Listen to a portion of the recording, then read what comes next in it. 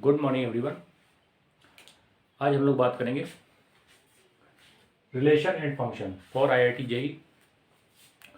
देखिए, सबसे पहले बात करते हैं कि रिलेशन एंड फंक्शन आखिर किस टॉपिक की तरफ इशारा कर रहा है।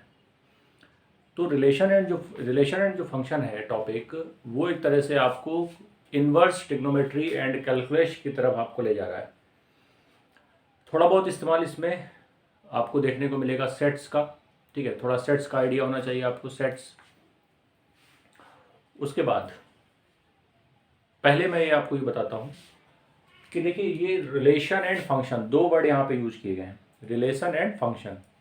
तो इसका मतलब ये हुआ कि यहाँ पे बात जो रिलेशन की हम कर रहे हैं वो एक्चुअली में हम किसी नंबर के बीच में रिलेशन की बात नहीं कर रहे हैं, है ना। किसी नंबर के बीच में रिलेशन की बात नहीं कर रहे हैं, हम बात कर रहे हैं फंक्शंस के बीच में रिलेशंस की बात, है ना।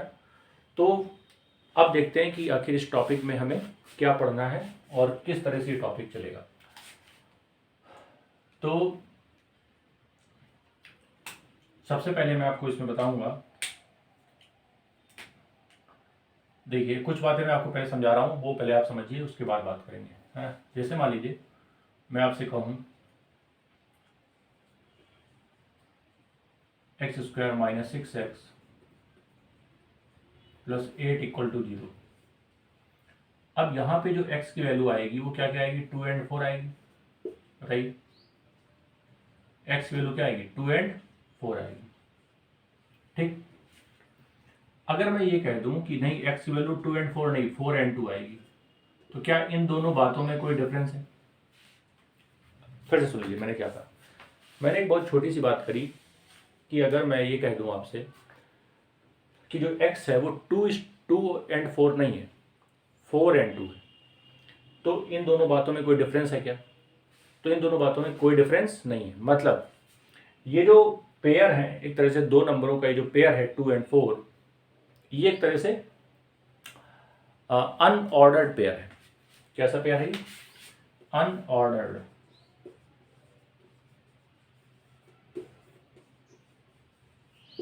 ये अनऑर्डर्ड पेयर है। ठीक है, जैसे ये अनऑर्डर्ड पेयर होता है, अनऑर्डर्ड का मतलब ये होता है कि अगर मैं नंबर की पोजीशन को बदल दूं, जैसे ये 2 4 है, मैं इसको 4 2 लिख दूं, तो इनके रिजल्ट में कोई फर्क नहीं आ रहा है। मतलब ये नो चेंज, इनका जो रिजल्ट है वो क्या है, नो चेंज। रिजल्ट में कोई इंपैक्ट नहीं आने वाला है। अच्छा, इसी बात को अगर मैं आपको दूसरे तरीके से समझाऊं, है ना, अगर अनऑर्डर्ड पेयर है तो ऑर्डर्ड पेयर भी होगा। तो देखिए, इसमें होता क्या है कि अगर यही 2 4 को मैं इसे ब्रैकेट में लिख दूं, 2 and 4, तो अब मैं ये नहीं कह सकता कि ये 4 and 2 और 2 and 4 एक ही जैसे हैं। नहीं, अब ये एक जैसे नहीं है। ठीक, अब हमें क्या करना पड़ेगा, इनको ऑर्डर में देखना होगा। जैसे कि अगर लिखा हुआ है 2 and 4 ब्रैकेट के अंदर, तो अगर ब्रैकेट के अंदर लिखा हुआ है तो इसका ये मतलब है कि इनके ऑर्डर का मीनिंग है यहाँ पर। समझ पा रहे हैं? मतलब इनके जो ऑर्डर है, इनका जो ऑर्डर है उसका मतलब है, उसका मतलब इन द सेंस कि आप 2 4 लिख रहे हैं और 4 2 लिख रहे हैं, ये दो अलग अलग बातें हैं, ये दो डिफरेंट थिंग्स हैं। तो देखिए आप, ये डिफरेंट डिफरेंट कहाँ पर मिलेंगे। जैसे मान लीजिए मैं आपसे कहूँ ये एक्स और वाई एक्सिस में मैं इनको दिखाता हूँ, तो देखिए एक्स और वाई एक्सिस में ये तो 0 हो जाएगा। अगर मैं 4 2 को दिखाता हूँ तो देखिए 4 ये आएगा, है ना, 1 2 3 4, 4 यहाँ पर आएगा, 2 यहाँ पर आएगा। तो ये जो पॉइंट है, ये वाला, ये पॉइंट आपको दिखाएगा 4 2 को। लेकिन अगर मैं यहीं पर ये कह दूं कि पॉइंट 2 4 को शो करिए, तो 2 4 क्या होगा, 2 यहाँ पर आएगा और 4 यहाँ पे ऊपर जाएगा, 4 यहाँ जाएगा। तो ये वाला जो पॉइंट है, ये जो पॉइंट है, ये 2 4। तो देखिए ये दोनों अलग अलग पॉइंट्स हैं, ये पॉइंट और ये पॉइंट डिफरेंट डिफरेंट है। तो यहाँ पे 4 and 2 ये अपने आप में डिफरेंट है, डिफरेंट टू 2 and 4। ठीक है, तो ये जो पेयर है ये ऑर्डर्ड पेयर है। ये कैसा पेयर है? Ordered pair. तो ये ध्यान देना है ऑर्डर्ड और इनऑर्डर्ड पेयर क्या होता है। तो ये मैंने आपको समझाया, समझिए और फिर बात करते हैं इसके अगले स्टेप पर।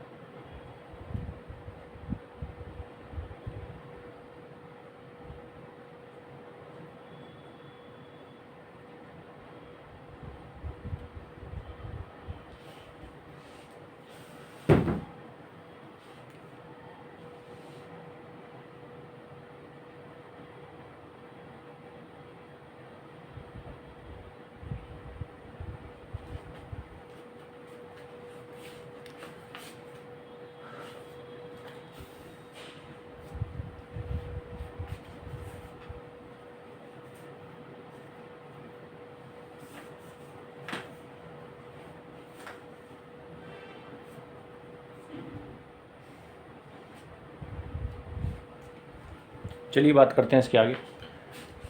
अब देखिए इसके एक और पॉइंट को मैं डिस्कस करूंगा। अच्छा एक बात और यहाँ पे देख लीजिए आप, एक बात तो मैंने आपको समझा दी है कि 4,2 इज नॉट इक्वल टू 2,4। ठीक है, ये बात यहाँ पे क्लियर हो गई है ना।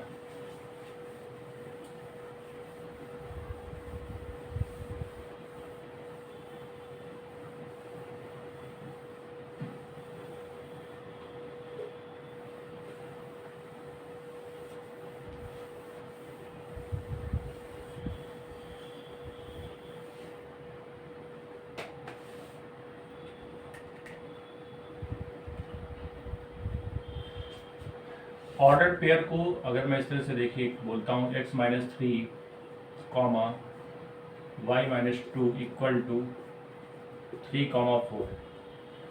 तो इसका मतलब क्या, देखिए इसका मतलब है कि यहाँ पे x-3 इक्वल टू है, करेस्पॉन्डिंग जो प्लेसेस होते हैं वो एक दूसरे के इक्वल किए जा सकते हैं। तो अगर मैं कहूँ कि x-3 इक्वल टू कितना तो आप बोलेंगे 3, और मैं कहूँ y-2 कितना तो आप बोलेंगे 4। तो आप बताइए यहाँ x कितना रहेगा, x कितना आएगा 3 इधर जाएगा तो 6 हो जाएगा, और ये देखिए y कितना आएगा, y भी 6 हो जाएगा। ठीक है, तो इस तरीके से ये आंसर आ जाएगा।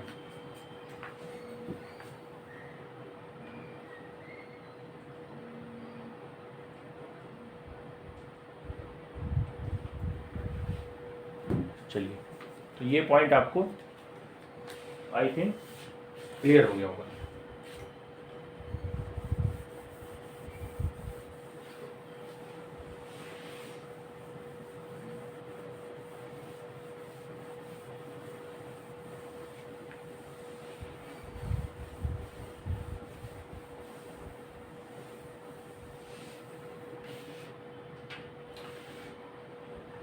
अब मैं बात कर रहा हूं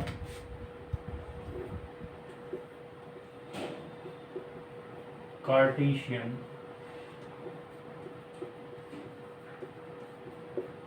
प्रोडक्ट ऑफ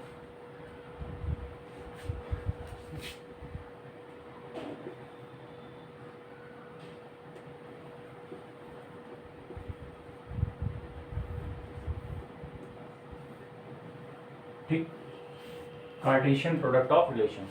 ठीक है, तो आप ये बताइए कार्टेशियन प्रोडक्ट का क्या मीनिंग है? जैसे मान लीजिए आप ऐसे सोचिए कि जैसे आप लिखते हैं, ठीक है, प्रोडक्ट तो सभी नंबर्स का होता है, जैसे कॉम्प्लेक्स नंबर का भी प्रोडक्ट होता है ना, प्रोडक्ट कॉम्प्लेक्स नंबर का भी होता है, नॉर्मल कोई नंबर एक्स वाई है उसका भी प्रोडक्ट होता है, वेक्टर्स का भी प्रोडक्ट होता है ना, जैसे ए डॉट बी वेक्टर, ऐसे बोलते हैं ना इसको, ए डॉट बी वेक्टर, और बोलते हैं फिर ए क्रॉस बी वेक्टर, ऐसे करके लिखते हैं, तो इसको डॉट और क्रॉस बोलते हैं, है ना, क्रॉस प्रोडक्ट डॉट प्रोडक्ट, इसको बोलते हैं dot product,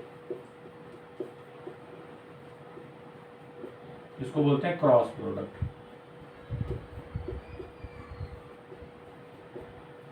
dot product cross product, dot product और क्रॉस प्रोडक्ट।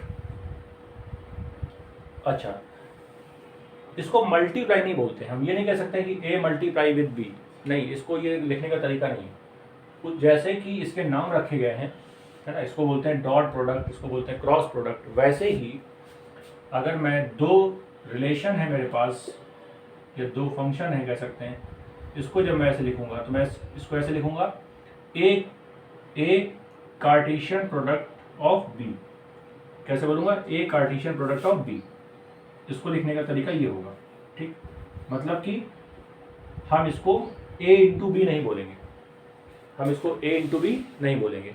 तो पहले तो आप देख लीजिए कि इसके प्रोडक्ट को लिखने का एक प्रॉपर वे होता है, ऐसे नहीं कि आप कुछ भी लिख दें, तो वो तरीका ध्यान में रखना है, उस तरीके के हिसाब से ही हम आगे इसको प्रोनाउंस करेंगे, तो प्रोनाउंसिएशन का भी इसमें एक तरीका है, उसको ध्यान देना है, ठीक है। चलिए,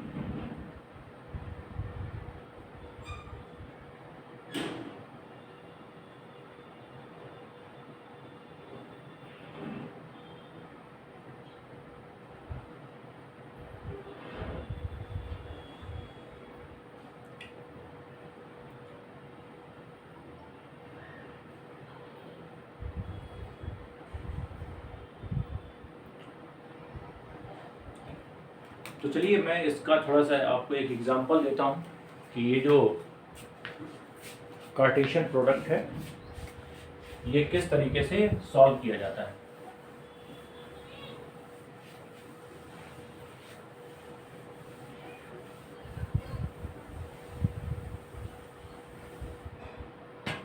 जैसे मान लीजिए कि ए जो है इसमें दिया गया है 1, 2, 3, है ना, और बी एक और अदर रिलेशन दिया गया है, अगर मैं इसको मान लूँ अल्फ़ा और बीटा, और अगर आपसे पूछ लिया जाए ए कार्टेशियन प्रोडक्ट विद बी, तो देखिए कैसे लिखेंगे इसको, ए का मल्टीप्लाई बी के साथ हो रहा है, ए का मल्टीप्लाई बी के साथ हो रहा है, तो इसका क्या मतलब है कि मैं पहले ए के मल्टीप्लाई इसके साथ करूँगा, तो देखिए क्या आएगा, पहले 1 इंटू अल्फ़ा, फिर लिखूंगा फिर लिखूंगा 1 into beta plus 1 into beta, फिर लिखूंगा plus 2 into alpha plus 2 into beta, यहाँ देखिए 3 इंटू अल्फ़ा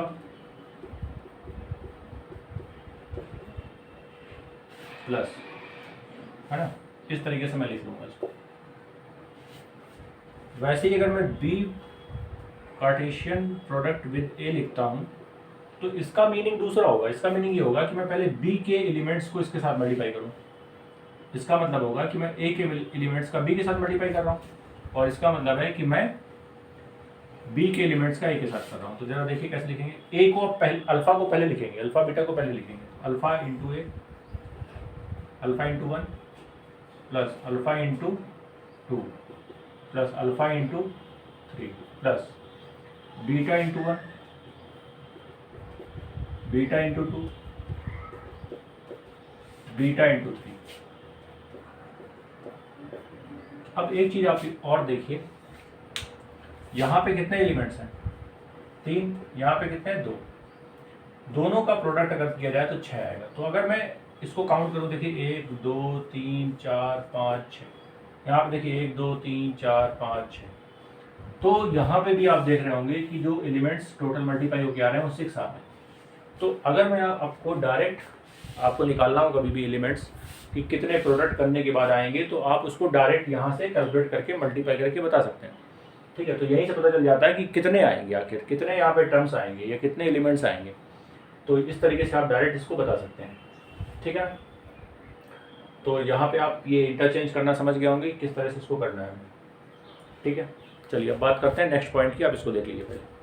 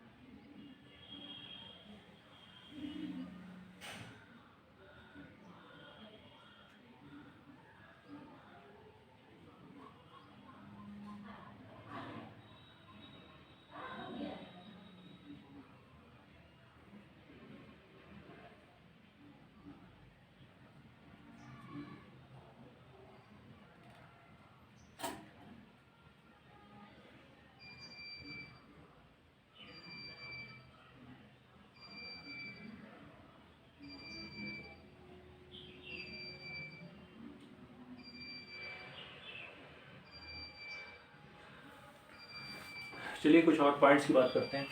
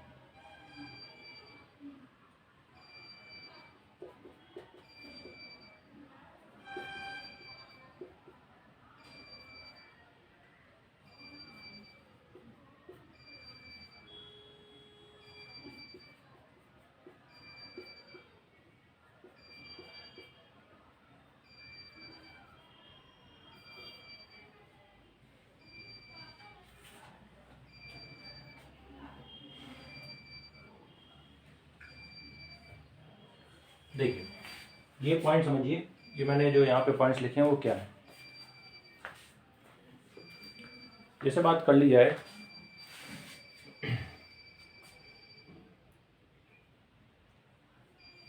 ठीक है,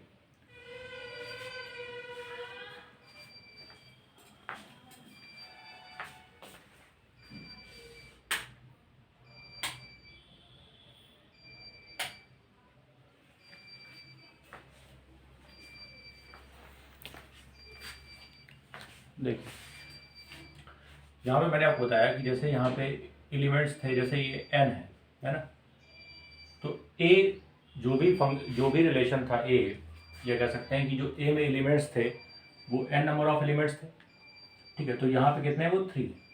यहाँ पे b में कितने हैं, 2 हैं। तो अगर मैं दोनों का प्रोडक्ट करता हूँ, कार्टेशियन प्रोडक्ट, तो देखिए a इंटू बी जो होगा वो n a इंटू बी बराबर क्या होगा, n a, मतलब कि इसकी वैल्यू कितनी थी, 3, एन ए की वैल्यू 3 है और एन बी की वैल्यू क्या है, 2। तो वही मैंने लिखा है यहाँ पे 2 इंटू 3 इंटू 2 बराबर 6 आ गया। अगर कहीं पे लिखा है देखिए a into B is not equal to B into A, इस पॉइंट को भी आप समझ लीजिए, पॉइंट इंपॉर्टेंट है, ठीक है, ये पॉइंट भी इंपॉर्टेंट है, इस पॉइंट को भी समझ लें। उसके बाद इन जनरल ऐसा ही होता है, इस बात को ध्यान रखना है। उसके बाद इसको देखिए, अगर लिखा है n a into B n B into A, ये बराबर होगा n A into n B के। उसके बाद अगर एन ए पी है एन बी क्यू है, तो ये देखिए अगर मैं इन दोनों का मल्टीप्लाई करता हूँ, n A into B equal to क्या हो जाएगा, पी इंटू क्यू। तो ये कुछ बेसिक रिजल्ट्स हैं, इनको याद रखना है, बेसिक रिजल्ट्स हैं जो हमें याद रखना है, ठीक है, क्लियर। चलिए बात करते हैं अगले पॉइंट की, इसको आप लोग नोट डाउन करें, फिर अगले पॉइंट की बात करते हैं।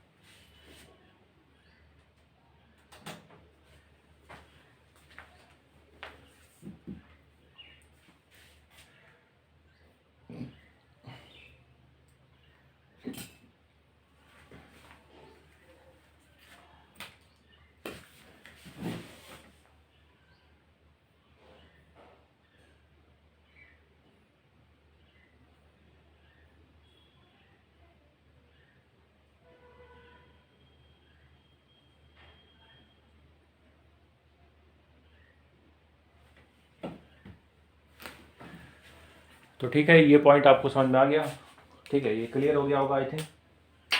बात कर लेते हैं अगले पॉइंट की।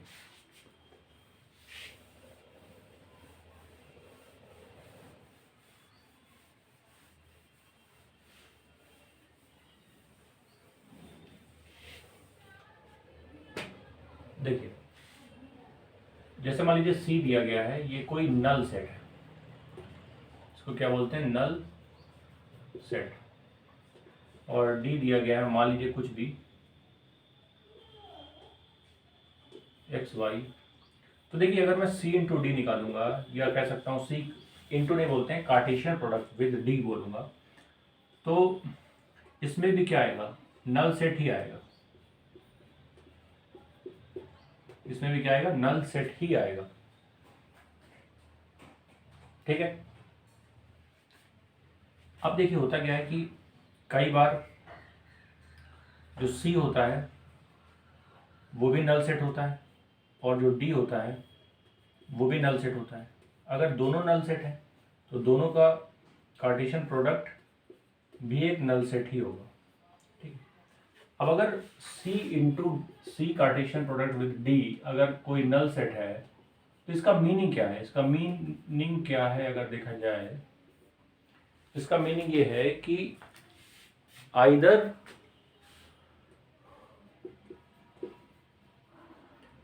सी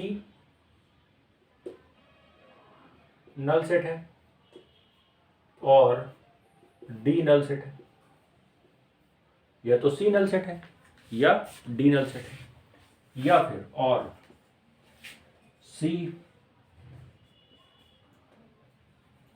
इक्वल टू डी है और ये दोनों ही नल सेट है। तो ये हो सकता है। ठीक है, ये हो सकता है इसमें। ठीक है, तो ये यहाँ पे पॉइंट वाली बात है, ये यहाँ पे पॉइंट है, ये ध्यान देने वाली बात है यहाँ पे कि जो नल सेट है वो इनमें से अगर कोई एक भी हो गया तो वो पूरा नल सेट कर देगा। मतलब कि एक तरह से वो जीरो की तरह काम कर रहा है ना। Null set just like act here just like a zero, क्योंकि जीरो का मल्टीप्लाई अगर आप किसी भी नंबर के साथ करेंगे तो वो पूरा कंप्लीटली जीरो कर देगा। तो यहाँ पे आप समझ गए होंगे कि नल सेट कुछ नहीं है। नल सेट का मतलब है कोई एलिमेंट वहाँ पर मौजूद नहीं है, वो खाली एक सेट है जहाँ पे कोई एलिमेंट नहीं है, जस्ट लाइक अ ज़ीरो। और ज़ीरो का मल्टीप्लाई अगर किसी भी नंबर के साथ किया जाएगा तो वो ज़ीरो कर देगा। That's why we can say जो भी आंसर्स इसमें आएंगे वो क्या होंगे, जस्ट इक्वल टू ज़ीरो, या हम कह सकते हैं कि वो एक नल सेट होंगे। ठीक, तो जस्ट नोट डाउन, एंड इसके बाद फिर मैं अगला पॉइंट बताता हूँ।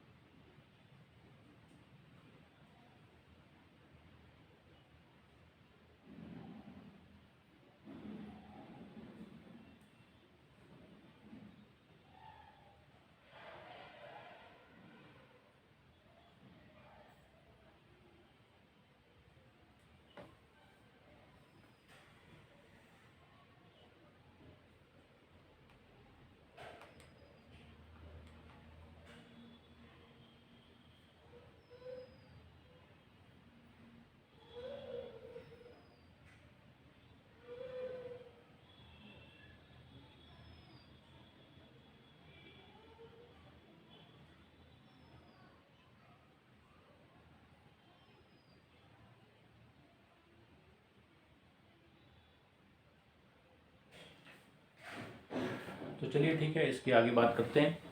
और रिलेशंस के बारे में ज़रा मैं आपको कुछ बताता हूँ। मेरा रिलेशंस क्या है और किस तरीके से रिलेशन को हम लोग रिप्रेजेंट करते हैं, इसकी बात कर लेते हैं।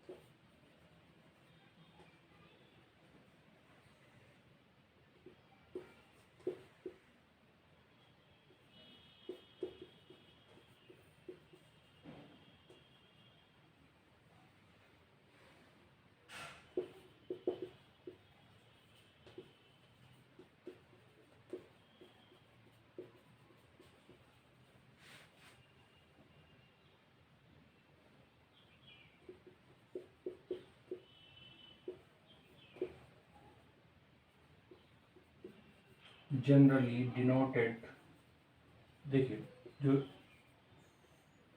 रिलेशन है इसको हम जनरली डिनोटेड करते हैं बाई आर, कैपिटल आर।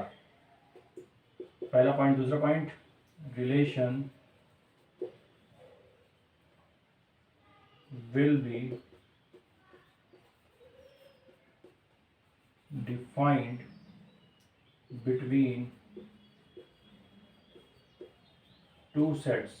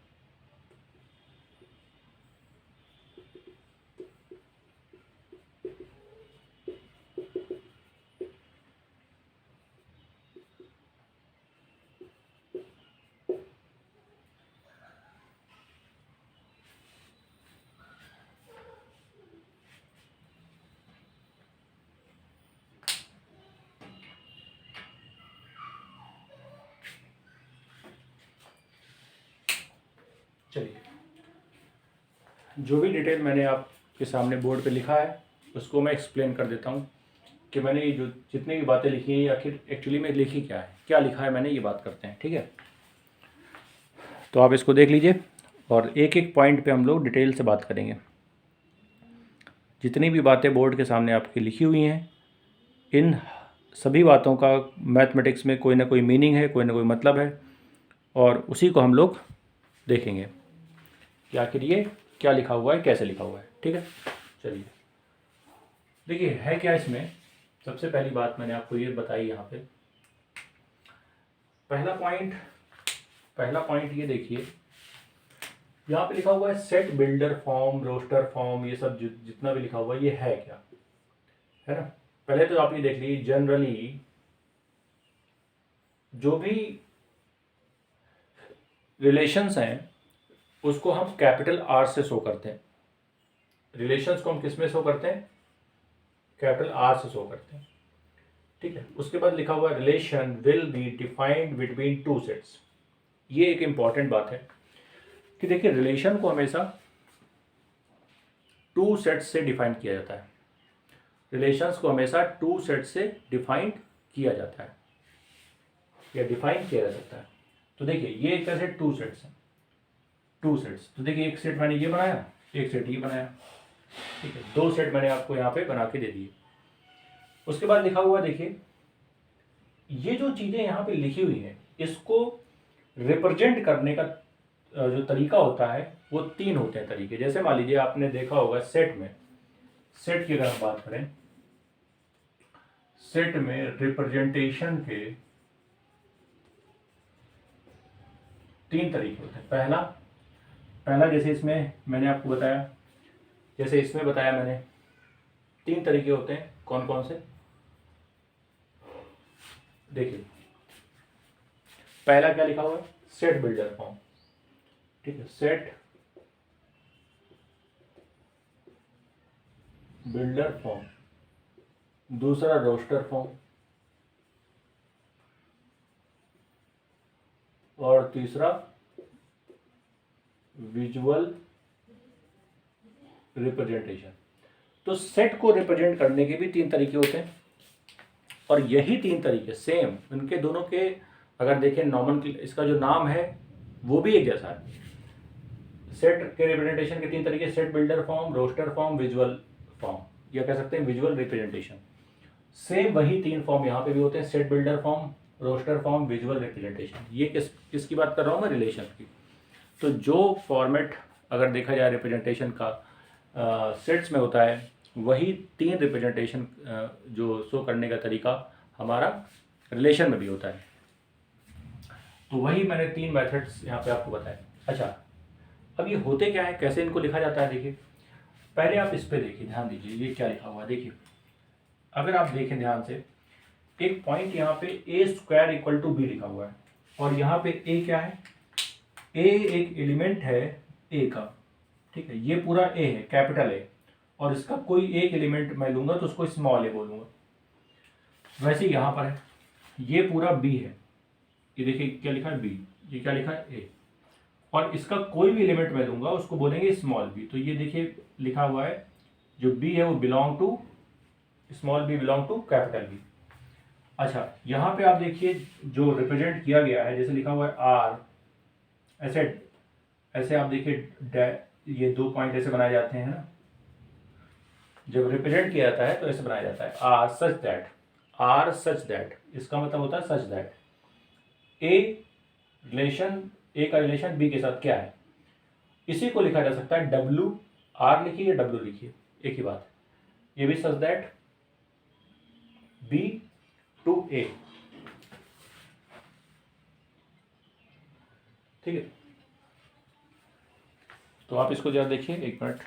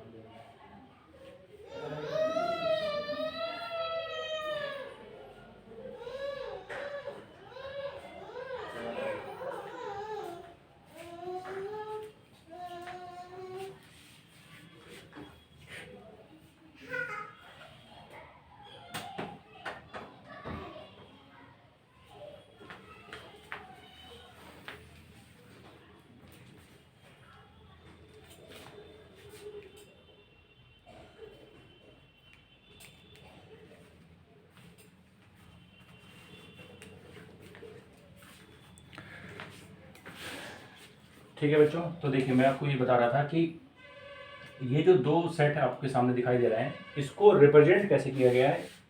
यहाँ पे देख लीजिए, आर सच दैट, ये रिलेशन है इस प्रकार से, ए टू बी, ए से बी की तरफ।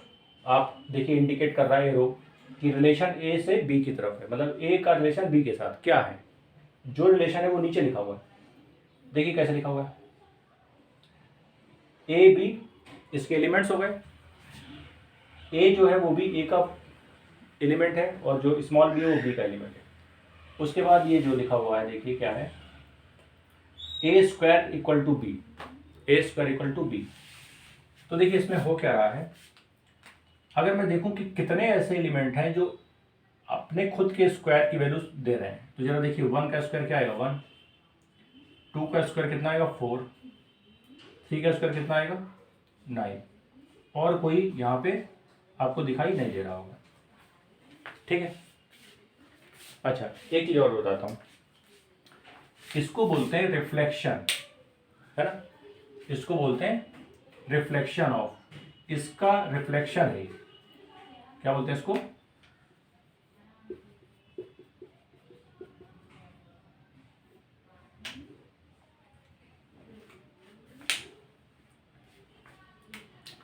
तो ये जो पॉइंट्स यहाँ पे लिखे हुए हैं, आप देखिए ये जो शो करने का जो तरीका है, ये जो फॉर्मेट, जिस फॉर्मेट पे मैंने इसको लिखा वो है set builder form.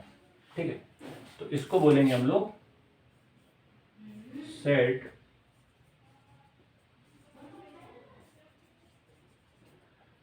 Builder form. उसके बाद देखिए क्या है,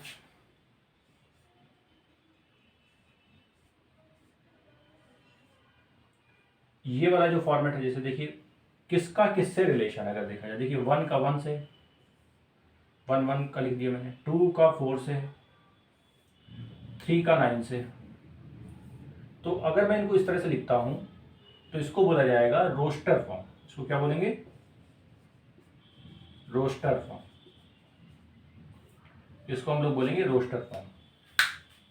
और अगर इसी तरीके से मैं बोलूं, ये एक नया तरीका है इसको लिखने का, देखिए लिखा हुआ है 1 इज रिलेटेड विद 1, 1 जो है वो 1 से रिलेटेड है, और इसको हमने लिखा 1 आर कैपिटल आर 1, हमने कैसे लिखा 1 कैपिटल आर 1। ठीक, यहां पे देखिए क्या लिखा है, 2 इज रिलेटेड विद 4, तो 2 कैपिटल आर 2, और लिखा हुआ 3 रिलेटेड विद 9, तो 3 डायरेक्टली रिलेटेड विद 9। ठीक, तो यहाँ पे देखिए कंडीशन क्या है कि इस वाले जो मेथड को हम बोलते हैं, वो बोलते हैं विजुअल रिप्रेजेंटेशन। क्या बोलते हैं? Visual representation.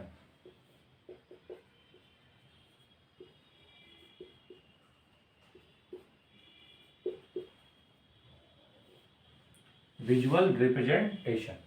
तो इस तरीके से ये 3 फॉर्मेट यहाँ पे आपको देखने को मिले। ठीक है, चलिए, काफ़ी कुछ मैंने यहाँ पे लिख दिया है, काफ़ी सारे पॉइंट्स हैं जो आपको समझने हैं, तो आप एक एक पॉइंट को प्रॉपर तरीके से नोट करिए, ठीक है, समझिए, और फिर हम लोग बात करते हैं इसके आगे। नोट करिए।